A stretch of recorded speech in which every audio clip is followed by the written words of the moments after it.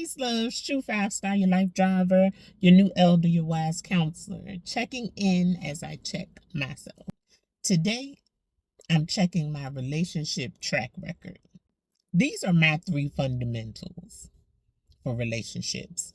Pet peeves, you could call them. There are 3. 3 that send me running in the opposite direction. 3 that changes my channel. 3 that pivots me from my natural state of being, which is sweet and kind and loving, to a close opposite to those 3 things. What I am realizing now and giving myself credit for is that it doesn't take me as long as it once did to detect these 3 things and act accordingly. There was a time it took me years to act according to the 3 things that I refuse to hang around for. I've mentioned this before in previous videos. My longest relationship is a 7-year relationship. I've had 3 relationships to last 7 years. And that's an interesting run to me. 7 years, the number of completion. However, if I knew what I know now, maybe it wouldn't have taken me 7 years to figure out that I had seen enough, learned enough, and felt enough to know that maybe we shouldn't keep traveling in the same direction. I have no regrets, because who I am today, I don't think I would have become this version of me had I stuck around in any of my previous relationships. But the 3 things that I had to identify with when I started reflecting on my relationships, and these became my deal breakers, I'm thankful now, like I said, that it doesn't take me years to figure out. I still probably need to cut that time down a little bit, but it's okay. It doesn't take me years. Number 1, don't take me for granted.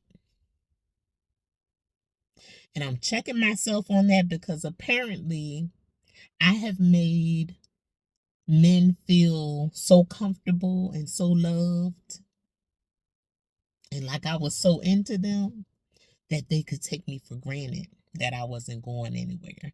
I started to sense that in their spirit, that they felt like, oh, she ain't going nowhere. I got her. Don't take me for granted. Number 2, do not take advantage of what I offer. Enjoy it, accept it, but do not abuse it. Do not usurp my good energy and then just not reciprocate. Number 3, don't mistake my kindness for weakness. That's a big, huge mistake, because I am not weak. My kindness can be mistaken for, I guess, gullible, maybe. It's been mistaken for me being gullible. Only a fool would think that has gotten to know me. Only a fool would mistake that, because by then you would have had enough conversation and we would have kept enough company for you to know my degree of intelligence. So then, for a man to get so comfortable that he begins to mistake my kindness, that I'm going to now just be weak and continue to be taken for granted and or taken advantage of is what usually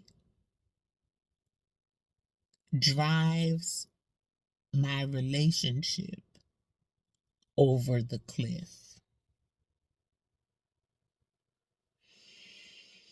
My point in sharing this is that hopefully someone will hear this and realize that those three things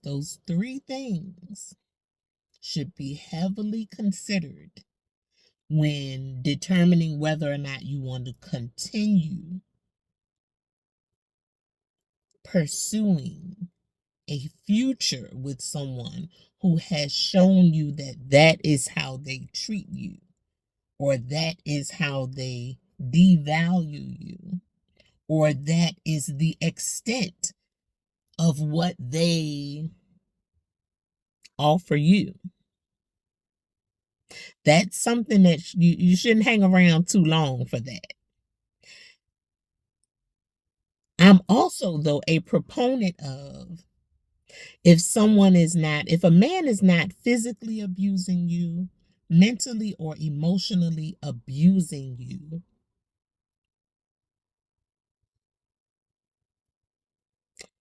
and not doing those three things, try to work it out. And by working it out, 9 times out of 10, that's working on self so that you can grow a measure of